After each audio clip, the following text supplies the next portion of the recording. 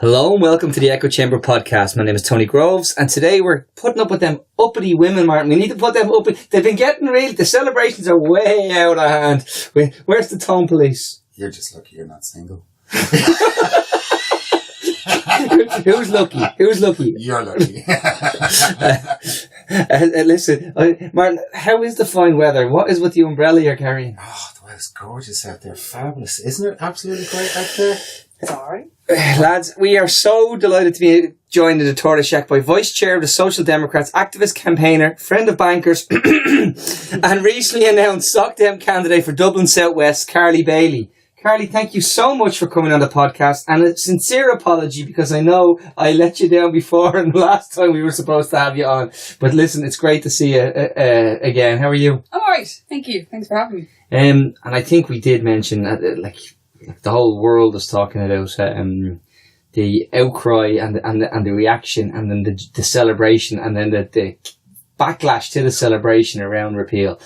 It is something we have to be able to say, well, look, why should you not be allowed to celebrate something that's actually, been a stain on our national constitution, for one thing, and shamed women for generations. How did you find the weekend? I'm sure you were happy as well, yeah? Yeah. And I don't have any issue in saying I was very happy after the weekend. This is something, as you said, it's been a stain on our society since 1983. Should never have been brought in the first place. Women have been killed over it. Their health has been harmed over it. I was hurt by it. My friends have been hurt by it. I couldn't be happier that it's now going to be repealed. I think every single woman and girl in this country, because this affects anybody from the time that they can become pregnant, should have the ability to be able to choose what happens to their own bodies. And I'm very passionate about that, and it's certainly something I want for my daughter and her generation. And I'm just really, really relieved and happy that finally we voted. I'm voted emphatically. This wasn't just a very small minority of people. It was, a really huge, massive contingent of people who did engage with this subject, didn't just see it for just abortion access.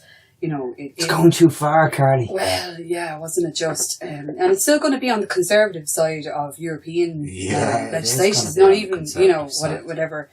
But no, I think we're all, given the amount of work as well that has been put into it as well, and the fact that it was a women's-led movement, there was loads of different things to be happy and celebrate about it, Well, I think it's fine to celebrate achieving bodily autonomy. Yeah. I think that is fine to celebrate. I don't see that there's a problem with that. It's equality in medical matters. You're no more in the Constitution now than I am in the Constitution. And the fact that I have more rights when I'm not pregnant than when I do, it's just not something you can stand over. Yeah. Well, there was a lot of difficult conversations had, and there's still some difficult conversations to be had, and that'll all get hammered out now, hopefully quickly, because if you can sovereignize banking debt overnight, you can also put the legislation forward overnight if you so wish. So there is no bar. There wasn't an unusual moment where someone pointed out that this was going to take till January next year, and that may be actually true if they go through the machinations. But you got to remember, Fine Gael are in power since 2011, and no government ever used the guillotine more in the history of the state than they did. Yeah. So it's an unusual thing where, and this is something we're going to continually kick about on this podcast, that the media just shrug and say, yeah, that makes sense. January makes sense. And you're going, Jesus Christ, lads, you missed out on the grassroots women-led movement that brought this emphatic result. B, you then looked at your navel gazing for 2 days and said, oh, no one saw this coming, therefore we're all okay. And then C, you launched in with going, oh, look at these liberals, there's a kickback, and it's yeah, but the kickback is coming from the same group of duffy old men who are always at the same.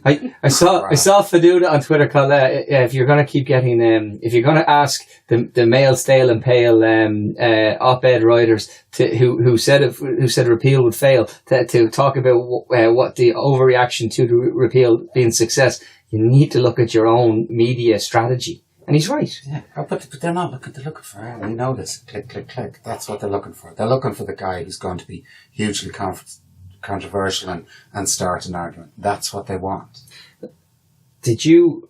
I think you said something about your daughter. We've five daughters between us sitting in this room. God help us. Yeah.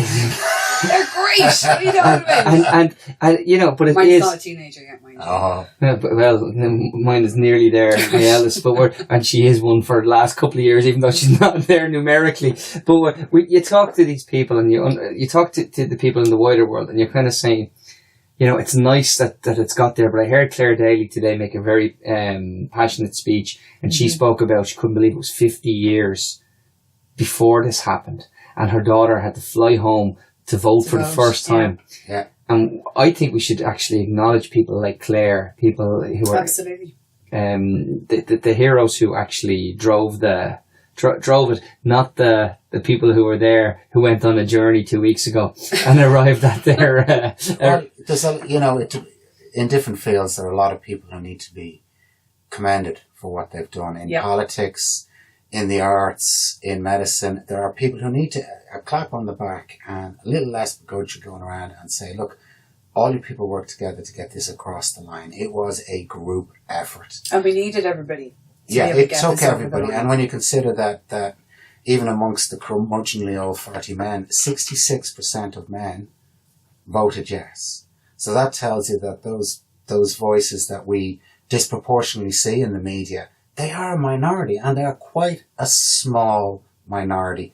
And I saw today come up that one of our friends in the Hibernia Forum was given out to people for Slate and Iona. And I said, you must be feeling the heat because you're no more a forum than Iona is an institute. Well, you know, yeah, and these disproportionate voices, you know. And sort of saying that they don't have a platform and they don't have a voice, and you know, I haven't not heard of them nearly every single day of the last how many months? You know, I mean, years. It's been years.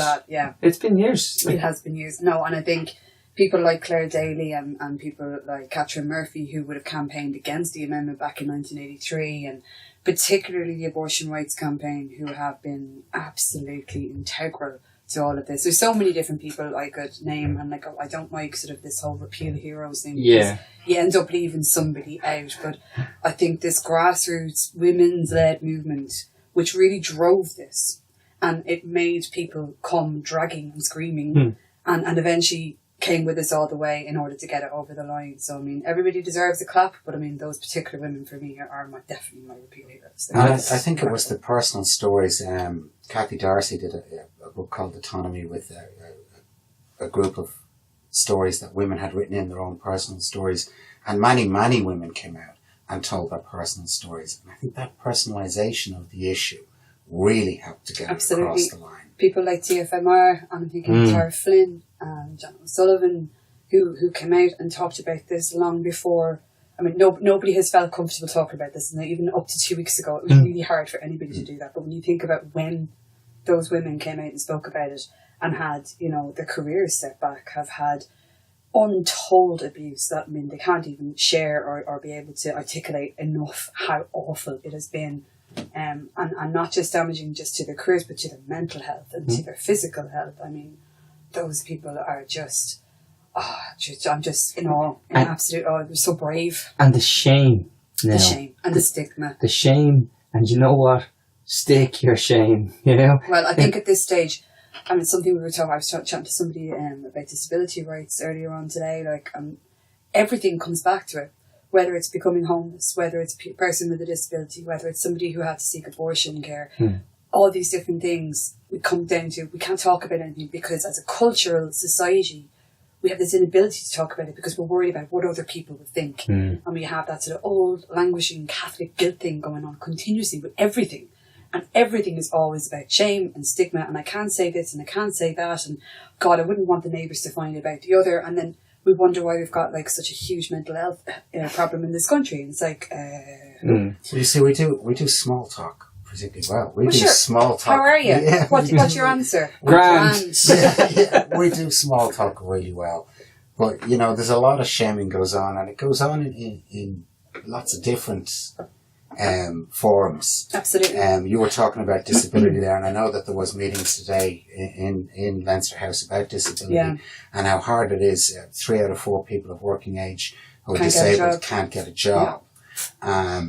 And again, there is a shaming element to that. Absolutely. I mean, there is. Now, there are some, I see some companies that are really, really excellent and make it part of their business to have people with disabilities on board. But there's the exception. There's too few of them, and it shouldn't have to be an effort that people go to in order to make sure they're inclusive.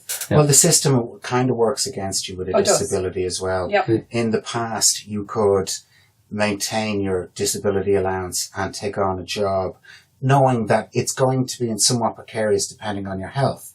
But now, if you do, you lose a portion of your disability. So now... It's like you've suddenly become cured overnight. Yeah, you know, and that makes it very, very difficult to maintain yourself in the workforce. Well, it's another barrier. It's a huge barrier.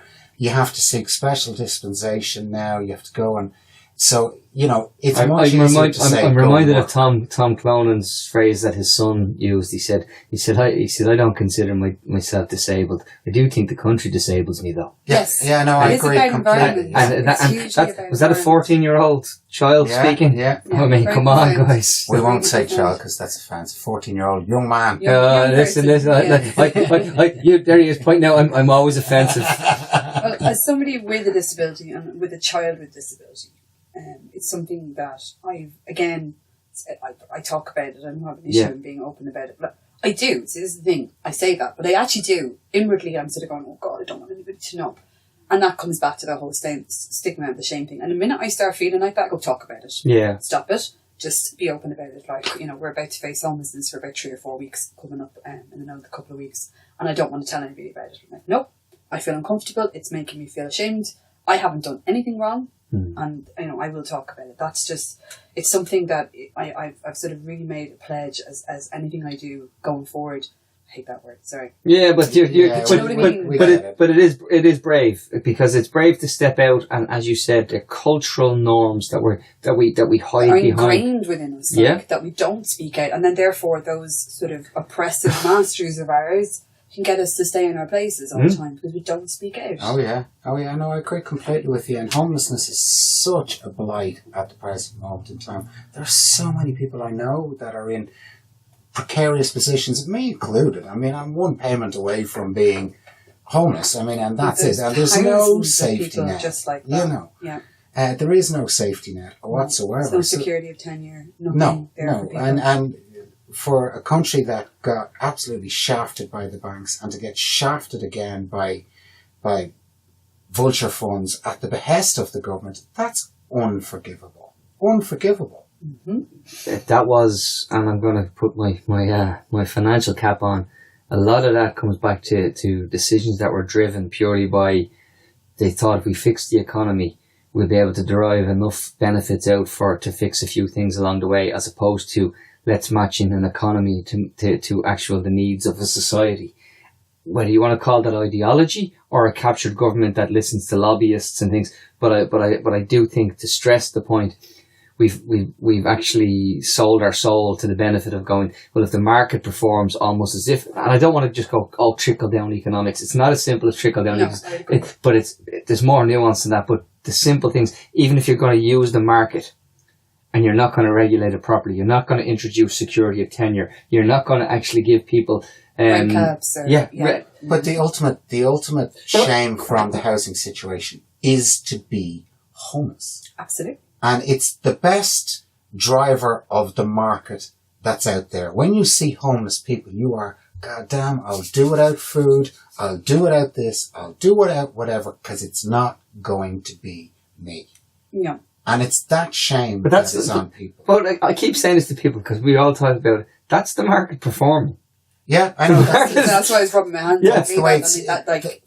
great. It's there to make money. Like, it's there to make money. So I can't remember who made the comment to us. It was to Mick Burr made the comment that to be a good landlord, you only need to adhere to the PRTB laws. Mm-hmm. You know what I mean? So if you do the bare minimum, you're considered a good landlord. And you're going, So that just shows you that the bar is so low. Now, that's not to say there aren't decent landlords. Of course there are. And I would say I've had one for the last years. I've been very fortunate. Our family's been very fortunate in that regard. And I know a few people who've had some good landlords, but I know way more who've had awful landlords. But this comes back to, there was, and this is very clear shaming. There have been people who died on the streets who were homeless. Yeah. And rather than say, we're sorry that person died on the streets because we created this market which perpetuated homelessness, the politicians and those in power found a way to denigrate the man. Yeah. So they were able to say, look, there was something shameful. He was homeless. It's a shameful thing. Yep. And therefore, it's your own fault. It's your own behaviour. That you can't earn the minimum wage of, what's the minimum wage now? You need to be earning 103,000 a year before you qualify for the average priced house in Dublin. You need to be earning over 100 grand a year to qualify. I don't know too many people earning. Okay, no, and there isn't. It's a tiny minority. Of course. So you have to be ashamed that you're not at this level. And it's one of the reasons why I got into politics in the first place, because I suppose when we lost the house, and I had a very young family at that stage, the kids were only 2 and 3. I mean, we were broken. You don't just lose your house. There's a whole process before that. We were for years trying to negotiate with the bank, and we were trying to get ourselves back on track. And he might get a job for 6 months, and then that company folded, and there'd be a period of unemployment, or he'd go back to college, or we were just he was commuting to Dublin. We tried everything, literally everything. At one stage, we were paying more on our petrol costs to get him to Dublin and back 2 or 3 nights, and stay 2 or 3 nights as well, than it was, and we were able to pay for the mortgage. But there was just no matter what we did, it just didn't work, and that's the way it was. In other words, it was a whole process before ever we got there, where when we split up, our mental health was hugely affected, and we had to leave our home, and we as I said, lucky enough that we managed to find a place. It was back in 2013, so just before things really kicked off at the rental market. So we were fortunate, I guess, in the timing there. And then we both went back to college. He was going at night and I was going during the day and all that. And it was just, for me, the education piece has been such a huge part of my journey. I hate that word now after.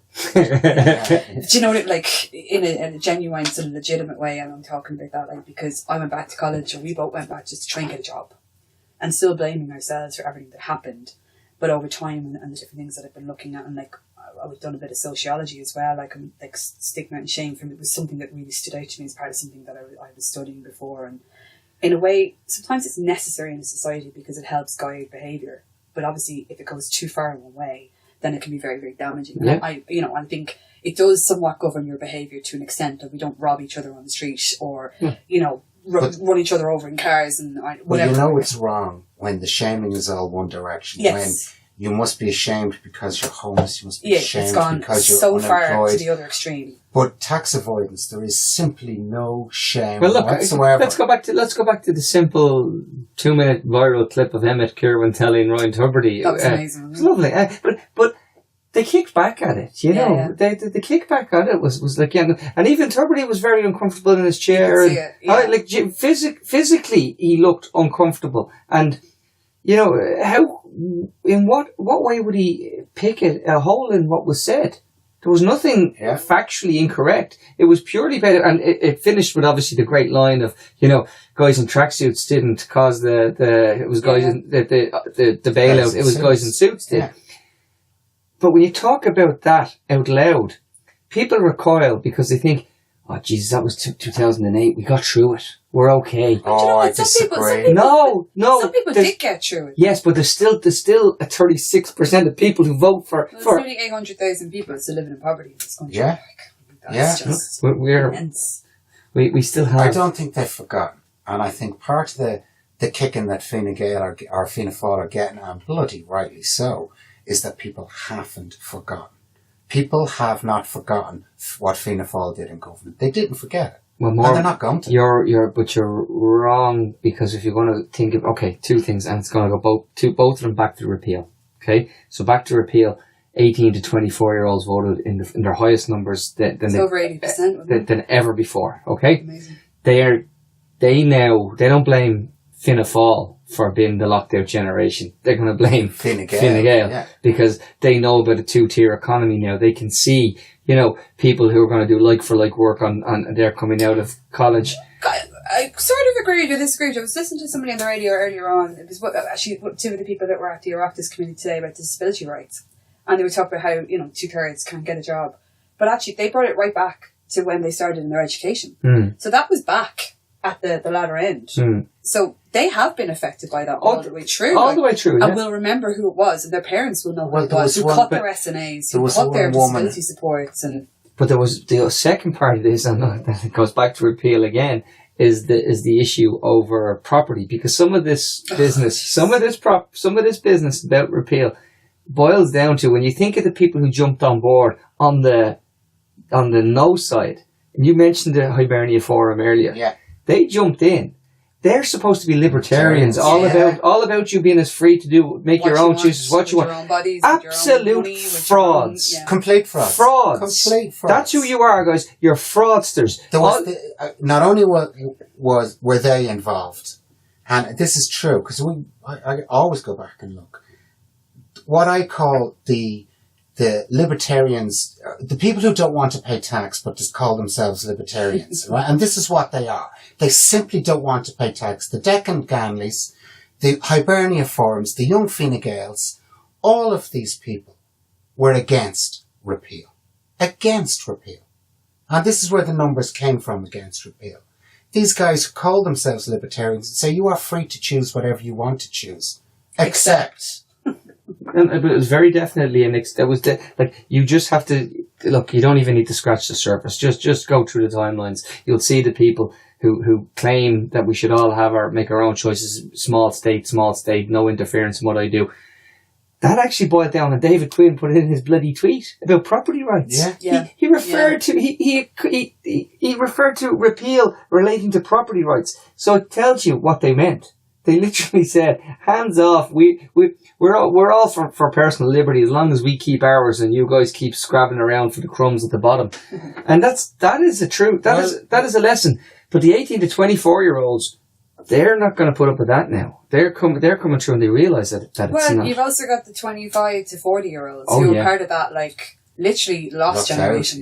Locked out generation. I think anybody under the age of 40, 45 really is, but there's a lost generation. So people, my husband, I'm 38, Brian's, I won't say that because you'll get cross, he's only 40. Where basically it's all been they just didn't pay their mortgage, and they've just been swept. We've been swept over there and they just pretend it didn't happen. And we're we're here. Brendan Burgess says you were bold, you caused it all. One of the biggest growing groups in homelessness, I saw Anthony put this up, is those over 65. Oh, there's a huge amount there haven't got any. So, and what about all those people in rented accommodation at that age, or just about to hit that age, and what are they going to do when it's pensionable age? So I think we need to start thinking beyond locked out generation and so many. And looked at basically locked out class, because that's what this is about. It's all about class. Well, except if your parents can afford to keep you in their house, but those that's people, class related. But they don't want to stay in their parents' house. They want to get at least there is a parent's house to go to. Yeah, and granted, but I do know that that's affecting an awful lot of people. But let's not why should people have to put their lives on pause? Exactly. People have put their lives on pause for a decade already. We're scrabbling now to keep the word recovery means getting back to. Okay, so don't tell me it's good news when you want to get back to something. You're just getting back what you didn't, what you lost. There is a recovery, but the recovery is for the people who didn't feel austerity in the first place, and or did, but it was they couldn't afford to go away on holiday for the year. Twice and not even there's a fair few people I know who are getting back on track, and I'm delighted. I am genuine. I'm delighted for them. I don't want to see anybody in a mess and in a hole, But I remember talking to the bank manager at one stage. We were trying to he was looking at, they look at your whole income and your whole expenditure and all the rest of it. And they're like, right, I'm quite sure it'll be fine, guys. We'll be able to cut something further down. It's have you got a Sky package? And we're like, nope. Have you got golf club membership? Yeah. No. Yeah. We really were down to the bone. And it was only about 2 years later that the ISI stuff started coming in, and it was looking at the income level. They gave you a minimum standards. The minimum living standards, and we were 400 or 500 quid below that each month. I mean, we were way under the poverty line. But even at that, the bank would be like, telling me, don't spend this. And it's guys, like, kids' clothes. Or, you wanted to, what do you mean Christmas? No, genuinely. I know that. I was putting 25 quid a week to save a couple of £100 just so I could have something for the kids, and they told me I couldn't do it. No, I know when the ISI standards came in that a lot of the banks had to readjust their standard financial statements. Ever so slightly. But literally like that. But at the end of the day, the banks had a veto. So even though those standards were there, the banks could still ultimately veto things, and you know that might be gone now. But like, I mean, the whole reason why myself and Brian lost our house at that stage was because the law hadn't changed at that point, so they didn't have to offer us a long-term solution. And then after that, then it was too late for us. But there was other people who were coming down the track, and then, as you say, then they had the bank veto. So no matter what was put in front of them, sensible or otherwise, it was just going to be a straight no. You could get a situation where there were multiple debtors and creditors involved in situations where things were cross-secured, and you could get one bank that would actually agree to restructure, but the main one, and the other bank say fuck it, no, and the whole thing would fall apart, and so you're looking at going, okay, so we're going to ruin these people's lives because someone else just has been a dick on a particular day. You know, it can be that. Like, well, like with the Vulture Fund, like we offered them a lump sum, and it wasn't a huge amount of money. It was for us. And we were getting it from friends and family to help us put it together. And we waited for 8 months, and they kept saying no, and they kept saying no, and they said, okay, we'll go back and think about it again. And they kept saying no. In the end, we had to go bankrupt because they just wouldn't accept any. And instead of getting 10 grand, they got nothing.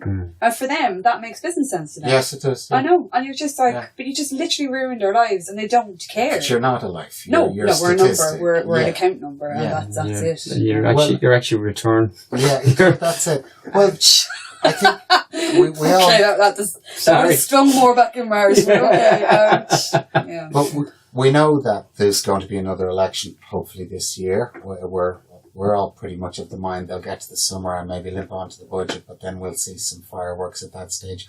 Unless Fianna Fáil, back on their laurels, agree to acquiesce and sit in opposition for another 5 years and let the country stagnate to nothing. And that could happen, but we're hoping for a general election. Now, housing has got to be a top priority, if not the top priority. And enough is, if not equal, damn close to equal as another problem that must be solved. Absolutely. And these are ultimately solvable problems. This is it. It's not like there is no solutions to any of these things. They're just absolute refusal to look outside of their ideology as to how people can be dealt with. Did you see that when they built 4 houses the other day? And there were all like 17 of them 14 people that opened 4 houses. And that scheme's been around for years. I know. And then they announced the refurbishment thing, and they all showed up for it. You're like, oh, really? Like, but you know, they talk about recovery, right? And you've got to put it in terms that people understand about recovery. You might feel you're doing well financially. Your house may be worth more. You're driving, if not a new car, just a couple of years old. You're back to where you were pre-crash days, and you feel that's recovery. But then stop and look around. It's at whose expense? And like, that's not, it's not the person's fault, but like, this idea of not looking at society as a whole. If you can't walk your kids up Henry Street, without your kids saying to you, Dad, what's that man sleeping there? Or why is that woman sleeping there? Or why is that child sitting there? Then you're not in recovery. I know people who avoid going to those places now, so they don't have to see it. Yeah, I know. And I remember the Christmas centres instead. Christmas was kind of stark for me. I decided to bring the littlest one into Henry Street, and we walked up Henry Street, and you look up and there's beautiful lights, and you look down and there's people lying in doorways. Everywhere. So if that's your idea, if you think that's what recovery is, fine, off with you. But they don't, Martin. They don't. But is. I think you've seen it through the result of the weekend that Irish people, when things are explained to them, they're compassionate. This is it. We're compassionate, and we give a shit about. I totally agree with you, because we've been fed this consistent line for years and years and years. They've ended up like that through their own bad behaviour. It's their fault. It's how they made their bed. They have to lie in, And people I bought into that. We'll call that the Brendan Burgess line. Oh, yeah, absolutely. And that severely affected my mental health, my husband's mental health. And it's only because through education and sort of becoming more well versed in these issues that I've really understood actually, hell no. Like, this is systemic. It's Yeah. institutional. It's got nothing to do. No, whatever I'd have done, it wouldn't have mattered. We were in the wrong place at the wrong time with their policies in place. And therefore, it was just a perfect storm. Nothing we could have done would have prevented that, aside from having a different government in. And hopefully we will have one of those soon. When we talk about, so we know housing, but I do think the first person to grasp the nettle and turn around and say, I'm going to give you a route map into, let's be honest, it can't be just social housing. It has to be social housing, affordable housing, and a proper structure around the security of tenure of 5, 10-year, 20-year leases for people. Yeah, and there's loads of different cost rental models that could be introduced. There's so many different ways. I had Dr. Mick Burns sit in the seat from UCD where you are now and tell me how they can do it in Denmark and in Austria and do these incredible things. Lots of different ways. Yeah. Not just one or two ways, 4 or 5 different ways. And it was actually, I think it cost 1/3 of what we're spending on HAP at the moment. 1/3. So that's the other argument that has to be made public to the public. That, by the way, guys, if you're Brendan Burgess and if you're the Hibernia Forum and you're giving out yards about your taxes being spent, well, you know what? The people you vote for are using it the most ineffective way that they can. And then people don't want to pay taxes because they don't see anything for their money. They're not getting any. I mean, that is a huge, huge part of this. I mean, taxation is integral to our society. And there are other societies within Europe that they don't mind. They pay way more taxes than we do, but they get something back in return. They get childcare, they get healthcare, they have housing, subsidised transport, civilised public transport. They have a happy life. They don't have to spend out all the time on everything else all the time. Not everything is a market, and everything in this model, it becomes a market. Yeah. Now, the other thing that the referendum threw, and it was Mary Lou who said it. She did very well. The North is next. Now, and I know that's ambiguous the way Mary Lou put it, but on all levels, the North is next. On what all do you mean levels. By the North is next? Okay, first of all, you've Brexit, you've repeal. I don't know, abortion acts, are you talking about? Everything. You've marriage rights, you have bodily autonomy rights, you have Brexit, which is in there as well. You have all of these. We are now reaching a situation of far faster than anybody's really given credence to, that the only solution to all of these problems is if the North becomes part of the South again. And it's so tangible right now. It is. You can just reach out and touch it. It's just there. I think Mary Lou is bang on. I think she's bang on. You're absolutely insane if you think you can equate. That's nice. But the truth of it is that economics, numbers, and human rights issues. You need to take those three things, and then you need to say to people in the North who are comfortable being British that you can be both British and Irish, and we have to allow people to have their own cultural identity, their own ideas of who they are. But whether you started off through a common travel area between the two of us, and we make sure that we have this, there are ways of doing it slowly, and we can actually make sure integration happens. But I think, and we've had this conversation, Martin, off mic, there's a better chance of a united Ireland now than there was ever in our lifetime. I would agree. And I do see it actually evolving. Absolutely, I do. I don't think it's going to happen in the blink of an eye, but I do think you're going to see two drivers. One, the financial aspect, because I think Brexit hurts everybody, but it particularly hurts the north of Ireland. And I think human rights are going to become a huge issue.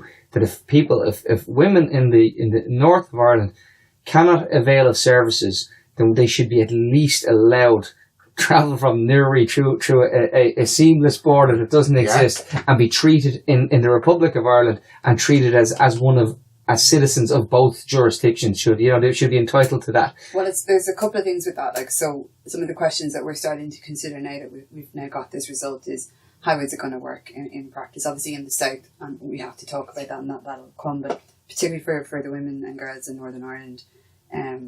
So we're looking at, in the interim, like, how can we help out in terms of providing access to them is that something that we're going to be able to do? Because I think we should.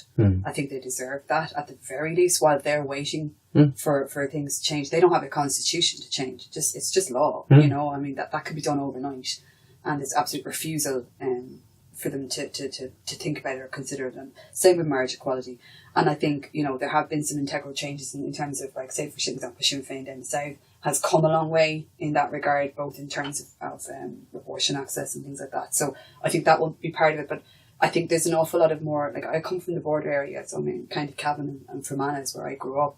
And an awful lot of people I know would be worried about a united Ireland. Not because they don't see themselves as Irish, because they definitely identify as Irish, but because they really value their NHS and all those kinds of things. So for me, it's about three things.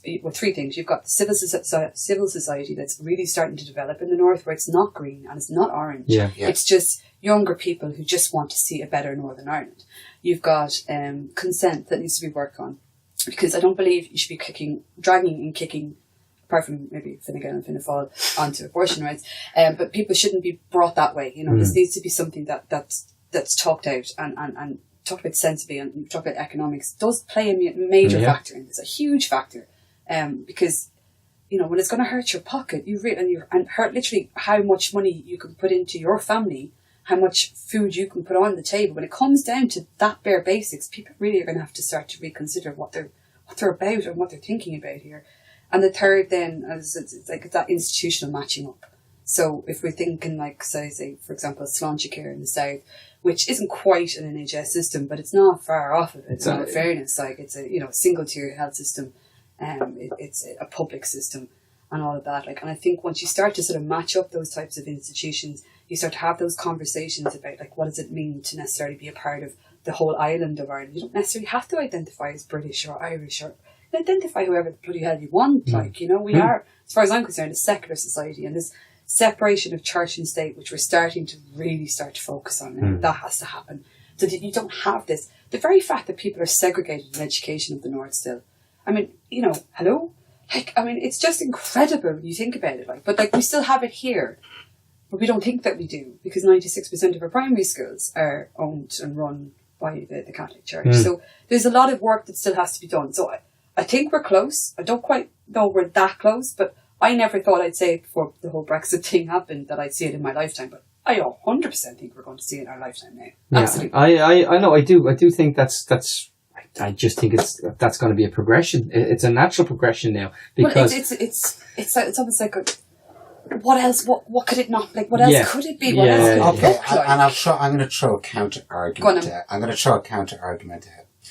When you crunch the numbers on repeal, and you crunch the percentage change between 1983 and between this year, the repeal by the numbers, just by the numbers alone, would have passed in 1992. You'd had a 51% majority. Okay?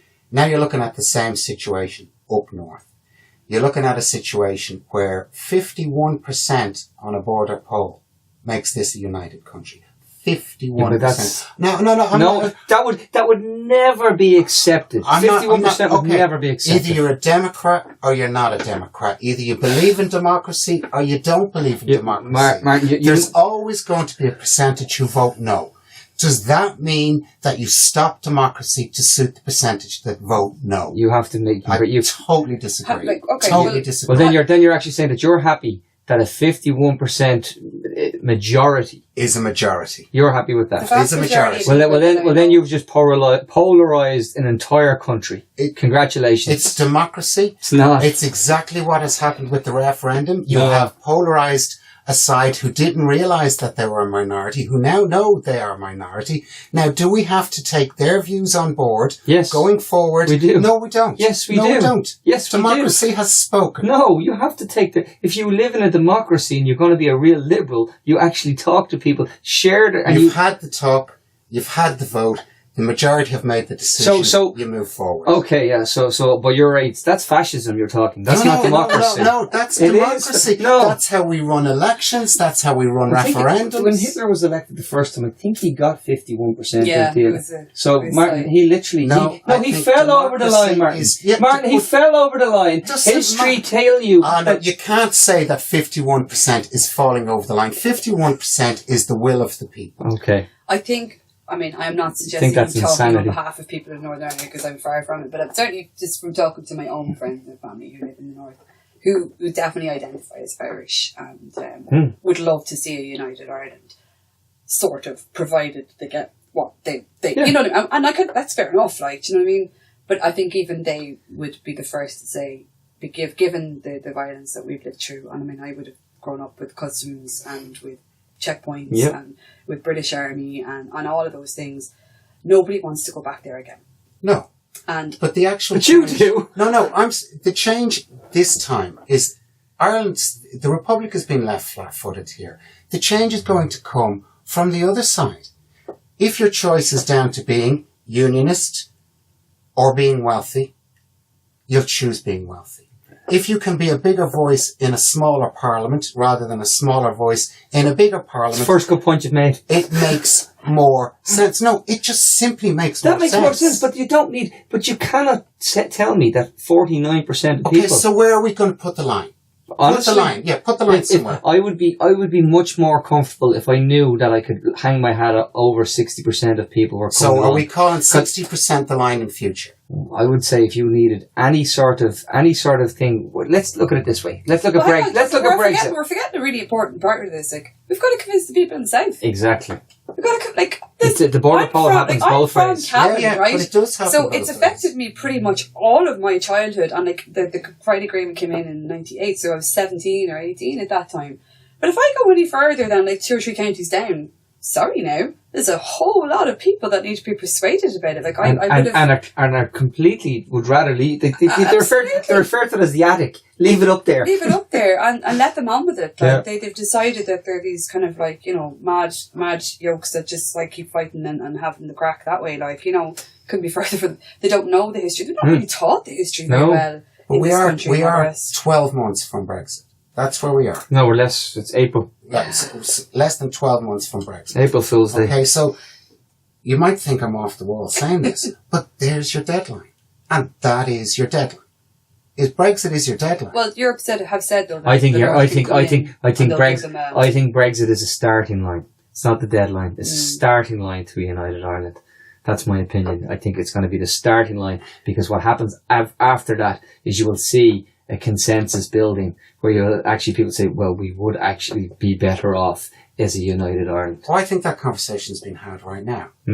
I think that conversation, and it seems to be, there's been some changes now. There's no even Parliament up there. I was going to say, like, the people up there are so incredibly pissed off right now. If you watch that they have had nobody represent them.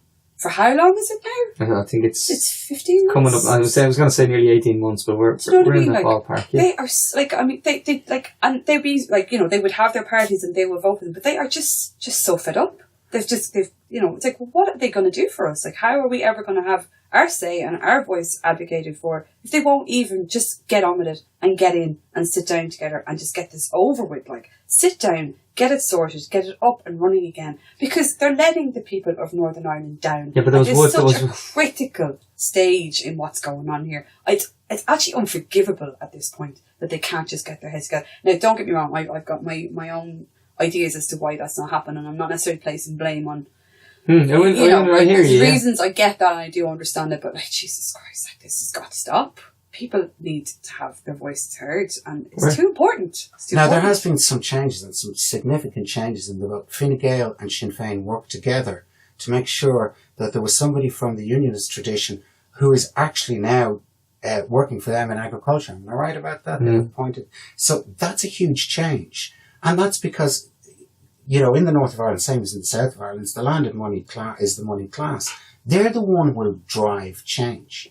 And where we might be having the conversation when Brexit happens, they've already had the conversation with their accountant, with their hedge fund manager. They've already had it. They know where this is going. and they will be the ones to drive the change. Well, there's certainly a lot of people around sort of the border areas in particular, as well as in the north, farmers, agricultural type businesses, that kind of thing, who actually can't do anything right now. They can have these conversations with their accountants and with this, but until they know when the hell and what the hell is going to happen, they can't plan. They can't forward plan what's going to happen with their business. They're not investing in it. They can't decide whether they should go north or south. They can't decide, should I continue to export to the UK or should I stick to Europe? Yeah. This is having such a crazy impact on people. You have people crossing the border every day, going to work, and vice versa. Do you know what I mean? Yeah. Like, there's there's a famous bus company, a private bus hire company that is based in the Republic but parks the buses in the north because that's where they're based on the border. So the yard, like I think the office of the yard is in the Republic. But we have a few of that. Like, yeah,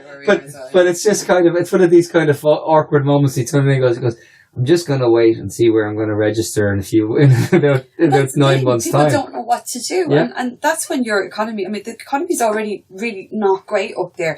But the fact that it's going to stagnate so much while people just decide what's going to happen, I mean, you know, it seems to me Westminster just doesn't seem to give they don't. two figs. Oh, we know happens, that. That's the only thing. That's the other thing that should be actually, the message should be coming across loud and clear from us to the people in the north.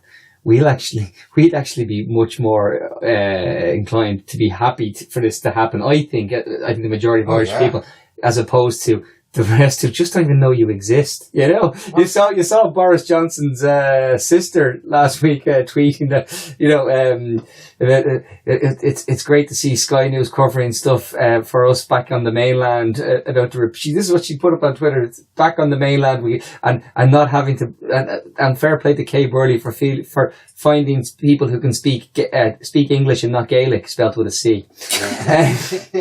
But this is true. That's a mentality. Like, these are for educated people. That's what I'm saying. Like, she has a show on Sky News twice a week. She has a show. I actually think Occam's razor is going to come into play on this one. And the simplest solution is Occam's razor, and the simplest solution is the best one. Is that we're too small an island to have split in two. Oh, without question. Yeah. We're too small. Worked. It never did. And it's not going to work for either tradition to stay that way in a global economy. It's not. Well, I'm a free. The Good Friday Agreement. I mean, I think everybody would agree it was a good thing, and it has really done so much to change so much in the community that I grew up in, as well as just across the border. But the issue you can have around it is that it institutionalized in a way what it was like back in 1998. So you had your green and you had your orange, and there hasn't been a way to sort of, for society to evolve. So you've got these civil society sort of organisations coming up, and you've had like the marriage equality stuff and the abortion rights campaign that, you know, they're not any one thing. They don't identify in that way at all. They identify in totally different ways. And unfortunately, the Good Friday Agreement freezes in those types of institutions, polarises some of them into that polarised division. And I mean, there's lots of arguments why they needed to do that and how they do that, but I do think something needs to sort of look at how we change that now.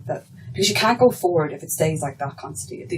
We've seen it over the last number of years, the last decade, 2 decades, whatever. It doesn't change things. Things are just going to be constantly that way, and people are fed up with it. Well, Sean O'Rourke, in fairness, a couple of months ago, we had some vox pops from up north, and it was a really interesting look at what was going on up there. And you had all the people on the divide who don't cross the divide, who keep very much within their own circumstances, but are very, very happy for their kids to cross every divide, to mix with other kids, to create a new society. And they are the people who came out and voted in the repeal referendum. So there's an engine of change in there. The born frees, who are born free of the troubles. Yes. And they are an engine of change. But also the older generation wants that engine of change. Understands. Does it? Yeah, I think so.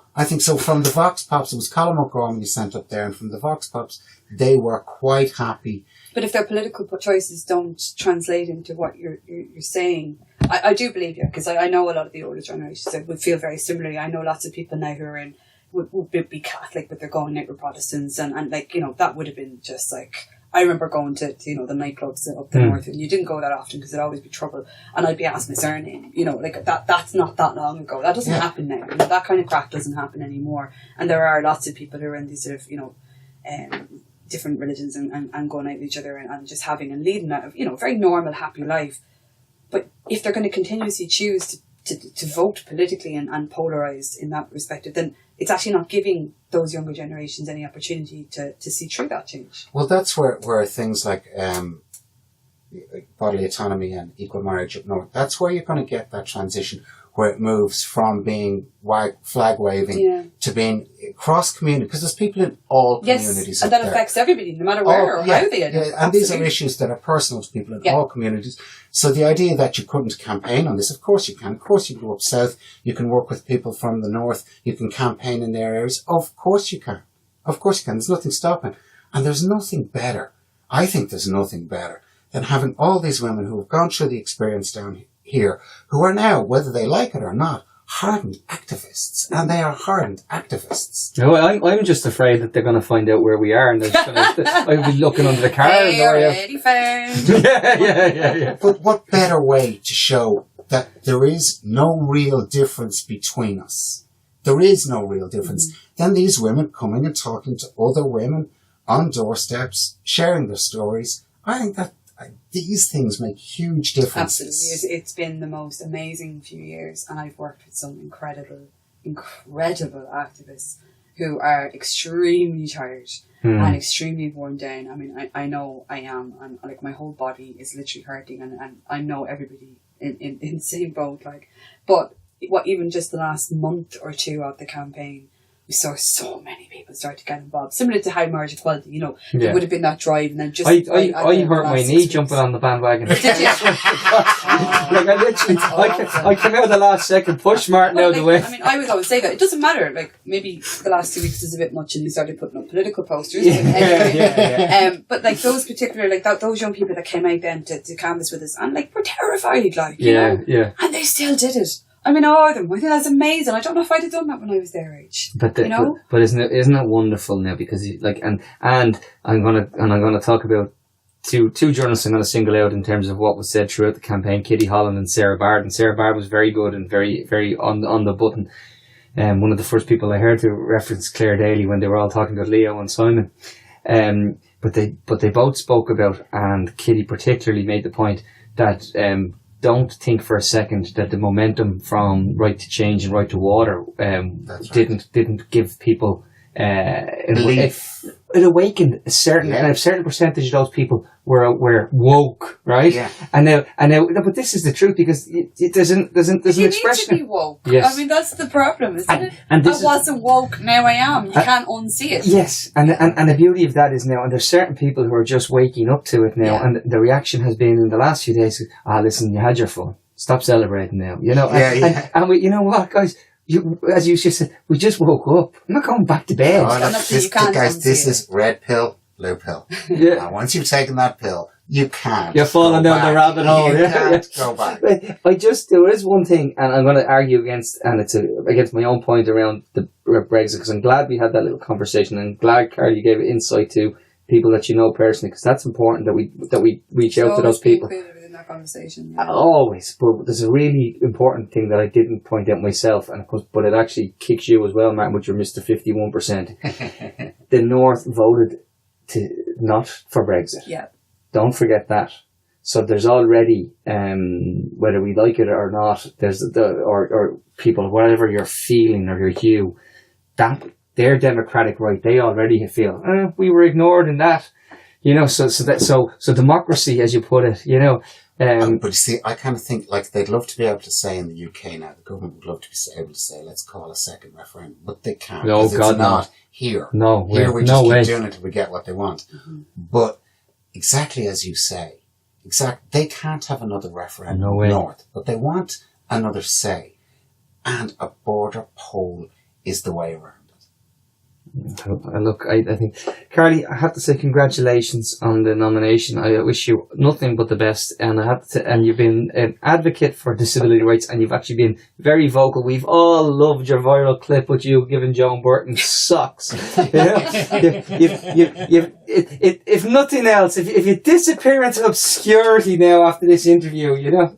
But you're with good people. You're with Catherine, you're with Gary, you're with very good people there. We've had good few of them on the show, and Anne-Marie as well. So we know a lot of these people, and we know they're good people. Yep. So we know you're in with good Even, people. even if RT never included you in the exit polls. Yeah. No, they actually did. I'm They only- did. we're only It wasn't poking. the one that was released, but it actually showed that the vast majority of Social Democrats I think supporters was it 88%? 89 or Yeah. something like that %. We were the repealiest party. Yeah, in Well, terms see, of I supporters, kind of you think that there is a statistic left out that the biggest driving force for a yes vote was, without doubt, John McGurk.